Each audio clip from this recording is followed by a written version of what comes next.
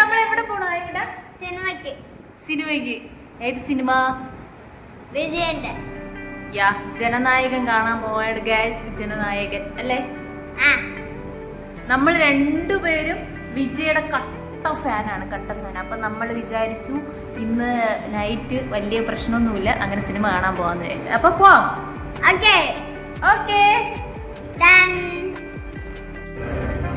ഇനി ഞാൻ കൂടുതലൊന്നും പറയണ്ടല്ലോ, നമ്മൾ ജനനായകൻ മൂവി കാണാനാണ് പോയത്. ഇത്തിരി ലേറ്റ് നൈറ്റ് ആയിട്ടാണ് ടിക്കറ്റ് കിട്ടിയത്, അതിനാണ് പോയത്.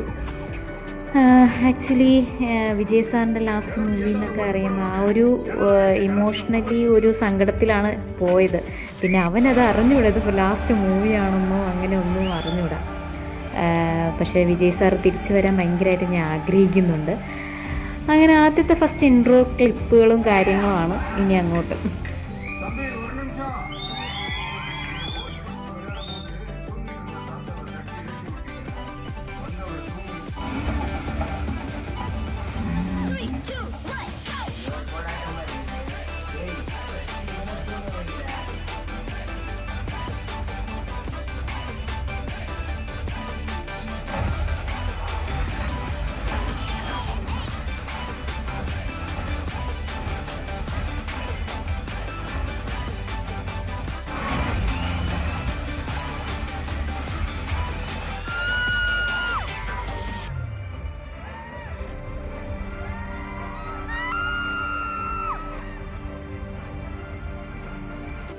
നിങ്ങൾക്ക് ആ ബഹളം കേൾക്കുമ്പോൾ തന്നെ അറിയാം നമ്മളെ വിജയ് സാറിൻ്റെ ഫാൻസിൻ്റെ ആ ഒരു വൈബ് അത്ര ഒരു സെറ്റ് വൈബാണ്.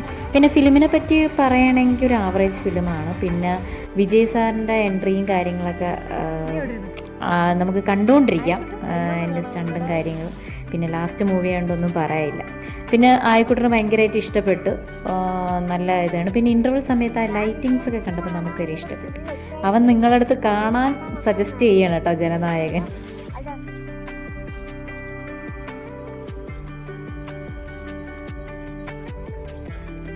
സൂപ്പറാണോ സിനിമ? സൂപ്പറാണ്.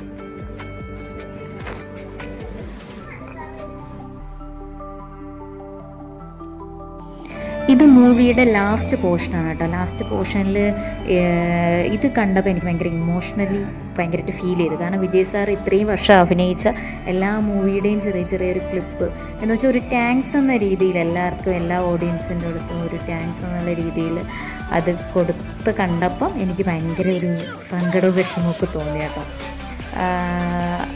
എന്ന് വെച്ചാൽ ഇനി എപ്പോൾ കാണാൻ പറ്റുമോ എന്നുള്ളൊരിത്. പിന്നെ ഓവറോൾ ഫിലിം ഓക്കെയാണ്, ലാഗാണ്, വലിയ ഇതൊന്നുമില്ല. പക്ഷേ വിജയ് കട്ട ഫാൻ ഉള്ളവർക്കൊക്കെ സൂപ്പറായിട്ട് കണ്ടുകൊണ്ടിരിക്കും.